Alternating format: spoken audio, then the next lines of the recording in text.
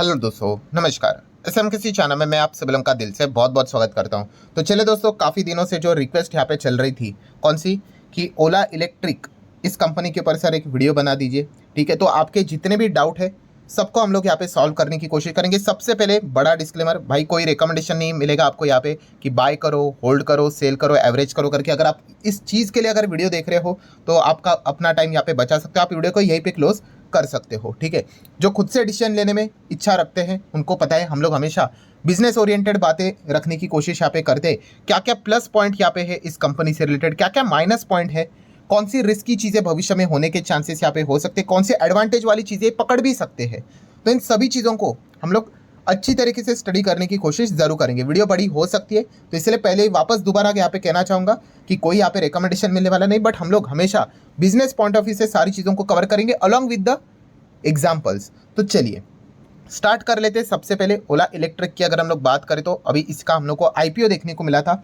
ठीक है, सबसे पहले आईपीओ जब आया था तो इतना ज़्यादा इसकी चर्चा नहीं होती, क्योंकि ग्रे मार्केट प्रीमियम की अगर हम लोग बात करें तो इतना कुछ खास देखने को नहीं मिल रहा था। जिसका ग्रे मार्केट प्रीमियम अच्छा होता है ना, उसकी चर्चा बाजार में देखने को मिल जाती है, और जिसका ग्रे मार्केट प्रीमियम अच्छा नहीं होता है तो इतनी ज़्यादा चर्चा यूजुअली नहीं होती है। बट जिस दिन ये लिस्ट हुआ, काफ़ी ज़बरदस्त लिस्ट हुआ, एंड उसके बाद अगर हम लोग ने यहाँ पे देखा लगातार तेज़ी देखने को मिल गया। एंड तेज़ी जैसे ही आ जाती है किसी स्टॉक में तो आपको पता ही है, ठीक है, बिना फंडामेंटल पढ़ाई करने वालों के लिए तो सबसे फेवरेट टॉपिक होता है। ठीक है, वहाँ पे वो सीधा भागने की कोशिश करेंगे, भीड़ ही वहाँ पे घुसना स्टार्ट कर देती है कि चलो चलो चलो यहीं पे रिटर्न्स बनेंगे। और वो आपको पता ही है, पहले निवेश करते हो और बाद में खुद को ही कन्विंस करने की कोशिश करते हैं कि हम लोगों ने ज़बरदस्त कंपनी में निवेश किया है करके। ठीक है, तो चलिए सबसे पहले हम लोग स्टार्ट करेंगे। आप देख सकते हैं मैक्सिमम जो चार्ट पैटर्न है जब से स्टार्ट हुआ है तब से लेकर अभी तक काफ़ी शॉर्ट रेंज में अच्छी तेज़ी दिखाई। ठीक है भाई, तेज़ी होना कौन सी बड़ी बात है, तेज़ी हाँ टिकना इंपॉर्टेंट बात है, ये पॉइंट आपको समझ में आना चाहिए।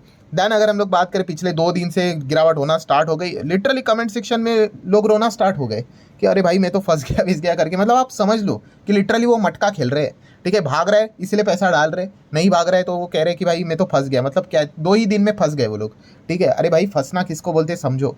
जिस कंपनी के बिजनेस में दम नहीं है और वहाँ पे अगर पैसा अटक गया तो उसको फंसना बोलते हैं। शेयर का प्राइस नीचे आकर अगर उसको फंसना बोल गए तो फिर आप शेयर बाजार में, मतलब आप गलत मार्केट में हो। ठीक है, तो ये चीज़ें आपको पता होनी चाहिए। ऐसे कितने सारे स्टॉक्स है मेरे पोर्टफोलियो में आज भी है जो कि 40% 50% डाउन थे। 2-2 3-3 बार ऐसा हुआ था मेरे साथ। आज उन्होंने ज़बरदस्त रिटर्न दिया, मैं तो नहीं फंसा था। क्यों? क्योंकि जब तक उसका बिजनेस में दम है वो कमबैक कर लेगा। ठीक है, ऐसा अगर देखा गया तो भाई पूरे कोविड में तो पूरा बाजार ही फंस गया करके, ऐसा थोड़ी ना था। आज सभी के सभी स्टॉक ऊपर है जो अच्छे फंडामेंटली थे। तो ये जो चीज़ें बोलना जो होती है भाई हम फंस गए करके, तो ये बिजनेस ओरिएंटेड चीज़ें होनी चाहिए। बट अभी जिन्होंने बिजनेस को देखा ही नहीं, अभी उनको समझा के क्या ही फायदा। ठीक है भाई, अभी स्टार्ट कर लेते। काफ़ी सारे आपके जो अलग अलग क्वेश्चंस आते हैं उसी को पकड़कर हम लोग आगे कंटिन्यू यहाँ पे करेंगे। जैसे कि सर ये क्या नेक्स्ट टाटा मोटर बनेगा क्या, ये सबसे ज़्यादा चीज़ें यहाँ पे पूछी जाती है कि ये जो ओला इलेक्ट्रिक देखने को मिल रहा है इसको क्या टाटा मोटर के साथ कंपेयर करना ठीक रहेगा। तो दोस्तों आप देख सकते हैं टाटा मोटर जो पहले यहाँ पे चल रहा था, नॉर्मल बिजनेस इनका चल रहा था, एंड उसके बाद आप देख सकते हो, ठीक है, एकदम से एक ज़बरदस्त तेज़ी हम लोग को देखने को मिल चुकी है। एंड इसमें एक बहुत बड़ा रोल जो जिसने प्ले किया है वो है इलेक्ट्रिक व्हीकल ने। ठीक है, इलेक्ट्रिक व्हीकल की अगर हम लोग बात करें, ठीक है, पहले से था नहीं, कोविड के बाद में ही इलेक्ट्रिक व्हीकल को ज़्यादा बढ़ावा हम लोग को देखने को यहाँ पे मिल गया। दुनिया भर के सरकार की ओर से बढ़ावा देखने को मिल गया, हमारे सरकार की ओर से बढ़ावा देखने को मिल गया, अलग अलग स्टेटमेंट सरकार की ओर से आते हुए देखने को मिले, इंसेंटिव मिलना स्टार्ट यहाँ पे हो गया। अगर आप इलेक्ट्रिक गाड़ी खरीदते भी थे, ठीक है, एक सर्टन रेंज था 15 लाख के नीचे समथिंग लाइक दैट, तो आपको ITR में भी बेनिफिट मिलता था, लोन के फॉर्म में, इंटरेस्ट के फॉर्म में। तो ऐसे बहुत सारे मदद सरकार की ओर से भी देखने को मिले। सो बताने का मकसद क्या है यहाँ पे कि इलेक्ट्रिक व्हीकल इस सेगमेंट के चलते टाटा मोटर में भी एक बहुत पॉजिटिव टर्न अराउंड देखने को मिल गया। ठीक है, एंड इसीलिए हर कोई यही बात स्टार्ट यहाँ पे कर रहा है कि जैसे टाटा मोटर ने अच्छा परफॉर्मेंस दिखाया इलेक्ट्रिक व्हीकल में, मतलब शेयर में अच्छा रिटर्न्स देखने को मिल गए, तो क्या सेम ओला इलेक्ट्रिक में भी हम लोग को देखने को यहाँ पे मिलेगा। तो सबसे पहले तो आप यहाँ पे देख सकते हो, कुछ इंपॉर्टेंट पॉइंट आपको बताना चाहूँगा। ओला इलेक्ट्रिक का अभी का मार्केट शेयर कितना है, चेंज होता रहता है, ऐसा कभी 30, 33, 35, 32 लेके 35% के आसपास देखने को मिल जाता है। यहाँ पे कितना है, 31%। ठीक है, देन अगर हम लोग दूसरे की बात कर ले, TVS का कितना है, लगभग 19-20%। एथर की बात करें तो 12-15% चलता रहता है। बजाज की बात करें 10-15% चलता रहता है। ठीक है, तो ये सबसे पहला चीज़ आप लोगों को समझ में आना चाहिए। ये मैं क्यों बता रहा हूँ आपको कि आप डायरेक्टली जो टाटा मोटर के साथ कंपेयर कर रहे हो, टाटा मोटर का मार्केट शेयर कितना है, नियर बाय 70। अब ये इतना ज़्यादा कैसे हो गया? तो दोस्तों टाटा मोटर ने काफ़ी जल्दी स्टार्ट किया था, तब कोई बात भी नहीं करता था। ठीक है, मारुति ने तो लिटरली कहा था कि इलेक्ट्रिक व्हीकल तो इंडिया में चलेगा भी नहीं करके, इसलिए तो वो इतने पीछे रहेगी कि आज तक उनकी पहली इलेक्ट्रिक व्हीकल गाड़ी भी ऑफिशियली बड़े स्तर के ऊपर बाजार में आई ही नहीं है। ठीक है, इसी फाइनेंशियल ईयर में आएगी, बट अंदाजा लगाइए कितना लेट हो चुका है करके। सो टाटा मोटर में जो आप लोगों को जो इलेक्ट्रिक व्हीकल से रिलेटेड जो बेनिफिट मिलते हुए देखने को मिला, इतना मार्केट शेयर क्यों बढ़ा, क्योंकि उन्होंने काफ़ी अर्ली स्टेज में स्टार्ट किया। ठीक है, बट ओला इलेक्ट्रिक की स्थिति ऐसी नहीं है। ठीक है, ओला इलेक्ट्रिक का जो स्टेज आपको देखने को मिला ये डिफरेंट लेवल पे चल रहा है। ठीक है, यहाँ पे भी अगर आप मार्केट शेयर देखोगे तो काफ़ी अच्छा खासा बाकी प्लेयर्स का भी मार्केट शेयर हम लोग को देखने को मिल रहा है, ऐसा कोई बहुत वाइड रेंज का गैप नहीं है। तो ये पॉइंट आपको सबसे पहले समझ में आना चाहिए। तो टाटा मोटर के साथ डायरेक्टली कंपेयर करना ये ठीक नहीं रहेगा। टाटा ने बहुत पहले स्टार्ट किया, मतलब बाकी प्लेयर्स थे भी नहीं। अभी भी आप देख रहे हैं, ये तो 2024 अभी आया है, तो एमजी मोटर 14 है, महिंद्रा 9% है, हुंडई की बात करें तो 2% के आसपास है। ये तो अभी 2024 की स्थिति है, वरना अर्ली स्टेज की बात करें 2020-21 में इनका मार्केट शेयर 85% था, क्योंकि कोई था ही नहीं। ठीक है, तो इसलिए उनको वो बहुत बड़ा एडवांटेज मिला अर्ली स्टेज का। अभी धीमे धीमे करके क्या होगा, कंपटीशन बढ़ेगा, तो आप देख सकते हो 85% का उनका मार्केट शेयर गिर के फिर 80 आया, 75 आया, 70 आया, अभी आप देख सकते हैं 68 आया। ऑब्वियसली ये और भी कम होगा क्योंकि कंपटीशन बढ़ेगा ना। तो ये चीज़ को आपको समझ में यहाँ पे आना चाहिए। मतलब क्या है, लोग क्या करते हैं कि टाटा मोटर ने ज़बरदस्त रॉकेट की तरह रिटर्न्स दिए ना, तो इसलिए ओला इलेक्ट्रिक भी देगा। रहे ऐसा नहीं है, उन्होंने जल्दी स्टार्ट किया, कोई था ही नहीं, अकेले वो भाग रहे थे रेस में, तो इसलिए जीतना उनका तय ही था। ठीक है, तो इसलिए जिन्होंने अर्ली स्टेज में टाटा मोटर में निवेश किया उन्होंने ज़बरदस्त पैसा छाप लिया। तो ये चीज़ आपको समझ में आना चाहिए। इस लॉजिक के चलते अगर आप ओला इलेक्ट्रिक में जाने की कोशिश कर रहे हो तो फिर वो लॉजिक काफ़ी गलत है, क्योंकि ऑलरेडी वहाँ पे कंपटीशन हम लोग को स्टार्ट होते हुए देखने को यहाँ पे मिल चुका है। सो जैसे मैंने आप लोगों को कहा कि कंपटीशन की अगर हम लोग यहाँ पे बात कर ले तो और भी अलग अलग चीज़ों को समझ लो। कौन सा, कि इनका कंपटीशन पेट्रोल वाले बाइक के साथ भी है। ठीक है, उसी के साथ साथ सीएनजी बाइक भी बाजार में अभी हम लोग को आते हुए देखने को मिल गई। ये देखिए, ये कौन सी बाइक है, सीएनजी वाली, बजाज की, आप सभी लोग देख सकते हो। ये देखो, अभी रिसेंटली उन्होंने यहाँ पे अनाउंस किया था, कौन सी, फ्रीडम करके सीएनजी बाइक करके 7 कलर में यहाँ पे आते हुए देखने को यहाँ पे मिल चुकी है। एंड तभी बजाज के सीईओ को भी पूछा गया, अरे भाई आप यहाँ पे सीएनजी बाइक मार्केट में ला रहे हो, आपके ई बाइक का क्या हो गया। तो उन्होंने बोल दिया कि भाई ई टू व्हीलर की अगर हम लोग बात करें इलेक्ट्रिक व्हीकल स्पेस में अगर देखा गया तो इतना कुछ पार्टी ही नहीं चल रही है, मतलब ज़्यादा डिमांड ही नहीं आ रहा है। हम लोग उनको सब्सिडीज भी दे रहे, डिस्काउंट भी दे रहे, फिर भी लोग अगर देखा गया तो पेट्रोल वाले ही बाइक को ज़्यादा खरीद रहे करके। तो ये एक पॉइंट उन्होंने सामने रखा था, एंड इसीलिए उन्होंने कहा कि अभी हम लोग सीएनजी वाले बाइक्स को ज़्यादा बढ़ावा यहाँ पे देंगे, शायद से उसकी डिमांड देखने को मिले। तो ये एक पॉइंट को भी आप लोगों ने अच्छे से स्टडी करते हुए फोकस में रखना है। नेक्स्ट अगर हम लोग बात करें दोस्तों, तो भारत सरकार, ये तो काफ़ी इंपॉर्टेंट चीज़ है कि वहाँ जो भी सेक्टर है यहाँ पे रहता है, ठीक है, उससे रिलेटेड सरकार कितनी फ्रेंडली है, ये देखना भी इंपॉर्टेंट है। अभी 4 व्हीलर की बात करें तो सरकार काफ़ी ज़्यादा फ्रेंडली है, काफ़ी मतलब काफ़ी ज़्यादा। ठीक है, नितिन गडकरी जी के तो कितने बड़े स्टेटमेंट है, बट 2 व्हीलर में अगर देखा गया ना तो इतना ज़्यादा फ्रेंडली माहौल हम लोग को सरकार की ओर से देखने को नहीं मिला। ठीक है, काफ़ी वो फेम 2 से रिलेटेड भी चीज़ें देखने को मिली थी। लिटरली 2 व्हीलर को तो कितना झगड़ कर चीज़ें बोलनी पड़ी, भाई हमें भी कुछ तो बेनिफिट्स दीजिए करके। ठीक है, तब जाके उनको चीज़ें अभी मिलते हुए देखने को यहाँ पे मिली है।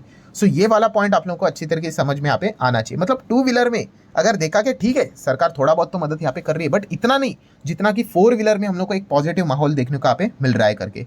तो ये एक मुद्दे को भी आप लोगों ने अच्छे से ध्यान यहाँ पे रखना चाहिए। नेक्स्ट अगर हम लोग बात करें कि अगर आप ओला इलेक्ट्रिक में जाने का विचार कर रहे हो तो क्या क्या चैलेंजेस भविष्य में देखने को यहाँ पे मिल सकते हैं। कंपटीशन तो रहेगा ही, बट सबसे बड़ा प्रॉब्लम इनका देखने को मिल रहा है वो है प्राइस को लेकर। यस, प्राइस की अगर हम लोग बात करें तो आप देख सकते हैं अलग अलग इनके बाइक्स देखने को मिल रहे हैं। लाख रुपए के आसपास की बाइक देखने को मिले, 1.25 लाख की भी बाइक आप लोगों को देखने को मिल जाएंगे। अलग अलग टाइप के प्रो वर्जन के भी बाइक है, बट इसको लेकर एक जो मार्केट में जो चीज़ें चल रही है वो मैं आपके सामने रखना चाहूँगा। कौन सी, कि काफ़ी लोगों का एक पॉइंट सामने यहाँ पे आ रहा है कि भाई हम लोग लाख रुपया 1.25 लाख रुपया यहाँ पे भर रहे हैं, बट इसका जो लुक है वो एक नॉर्मल स्कूटी की तरह हम लोग को देखने को मिल रहा है। ये इन जनरल बाजार में जो रिपोर्ट के जरिए जो बातें बोली जाती है, ये चर्चा यहाँ पे चल रही है। मतलब यूजुअली लोगों का कैसा होता है कि स्टाइलिश बाइक यहाँ पे दिखनी चाहिए, ठीक है, इस हिसाब से वो पैसा यहाँ पे लगाते हैं। तो वो एक पॉइंट के चलते काफ़ी डिसअपॉइंटमेंट देखने को यहाँ पे मिल रहा है।